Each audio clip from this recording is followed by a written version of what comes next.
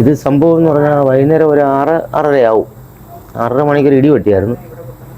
ഇടി സമയത്ത് ഞാൻ ഭക്ഷണം കഴിച്ചുകൊണ്ടിരിക്കുകയായിരുന്നു. ചപ്പാത്തി കഴിച്ചുകൊണ്ടിരിക്കുന്ന സമയത്താണ് ഇടി വെട്ടുന്നത്. സോളാറിൻ്റെ സെറ്റ് ബോക്സ് പൊട്ടിത്തെറിച്ച് എൻ്റെ നെഞ്ചത്ത് വന്ന് അടിച്ചു. അത് കഴിഞ്ഞ് ബോധം നഷ്ടപ്പെടുകയാണ് സംഭവിച്ചത്. അല്ലല്ല, കൃഷിന് ചുറ്റിനും സോളാറിൻ്റെ ഇത് കണക്ഷൻ കൊടുത്തിട്ടുണ്ട്. സെറ്റ് ബോക്സ് റൂമിലാണ് വെച്ചേക്കുന്നത്. സെറ്റ് ബോക്സ് നമ്മളെ ഇതിലാണ് വെച്ചേക്കുന്നത്. അപ്പോൾ ഈ സെറ്റ് ബോക്സ് പൊട്ടിത്തെറിച്ച് നമ്മൾ നെഞ്ചത്ത് വന്ന് ബോഡി വന്ന് അടിക്കുകയായിരുന്നു ചെയ്തത്.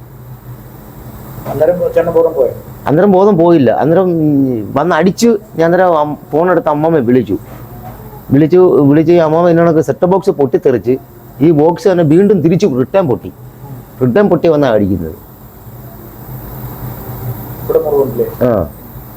പൊട്ടിത്തെറിച്ച് അടിച്ച് അങ്ങനെ ഞാൻ ബാലറ്റ് ചവിട്ടി കളഞ്ഞു.